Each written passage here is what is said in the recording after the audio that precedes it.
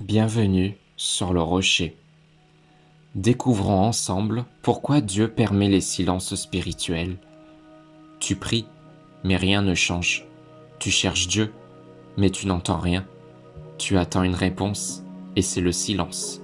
Un silence lourd, un silence qui fait douter.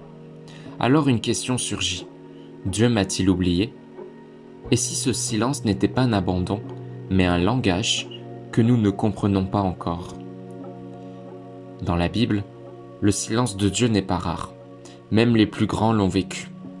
David crie dans les psaumes « Jusqu'à quand, Éternel ?» Job traverse une souffrance immense, sans réponse immédiate. Et même Jésus, sur la croix, exprime un sentiment d'abandon. Cela signifie une chose importante. Le silence de Dieu ne signifie pas qu'il est absent. Dieu peut être présent, sans être perceptible.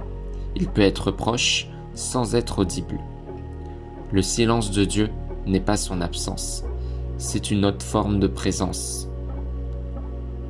Quand tout va bien, quand tu ressens Dieu, quand les réponses arrivent rapidement, la foi semble facile, mais dans le silence, tout change.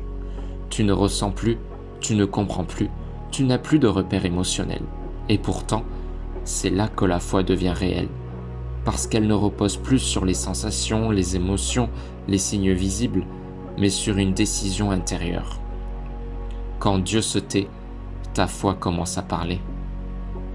Le silence peut donner l'impression que rien ne se passe, mais en réalité, c'est souvent l'inverse.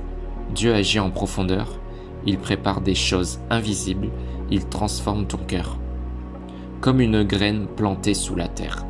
Tu ne vois rien pendant un moment, mais quelque chose est en train de grandir.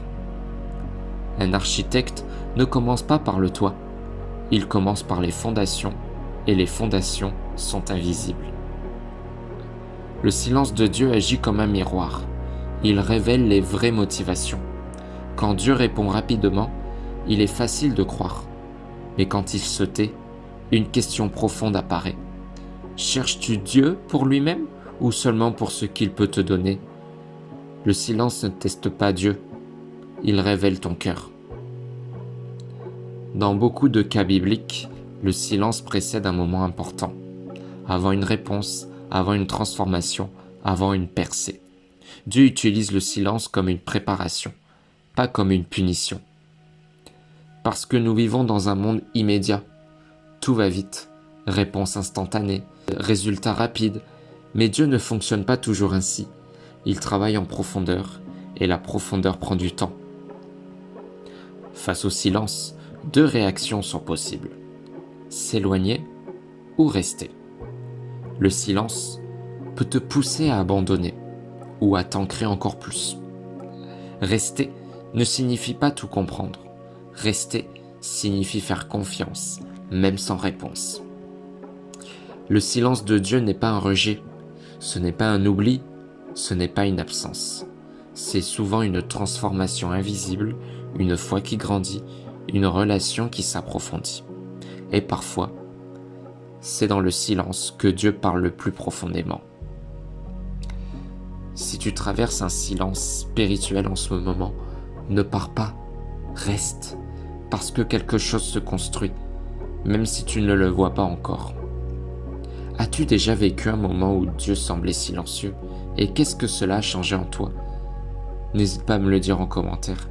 Ici, on parle de ces moments réels, profonds, ce que peu de gens osent expliquer. Abonne-toi pour fortifier ta foi chaque jour et à très vite sur le rocher. Prends soin de toi.